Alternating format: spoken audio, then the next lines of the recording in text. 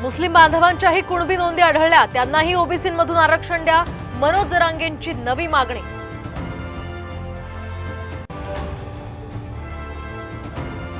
आगामी विधानसभेत भाजपला हव्यात 160 ते 170 जागा, कोर कमिटीच्या बैठकीत मंथन, सूत्रांची माहिती।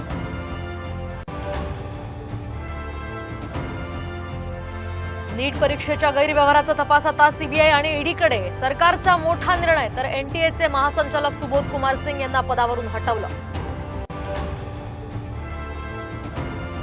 नीट परीक्षा घोटाळ्याचं महाराष्ट्र कनेक्शन, लातूर जिल्ह्यातनं 2 शिक्षक ताब्यात, सूत्रांची साम टीव्हीला माहिती।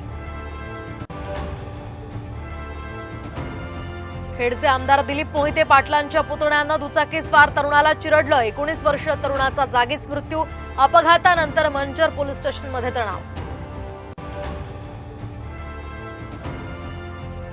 आणि आकाशातून पांढऱ्या डब्यासारखं यंत्र कोसळलं, संभाजीनगरच्या वैजापुरात एकच खळबळ, यंत्राचे आता अवशेष हवामान विभागाकडे पाठवले।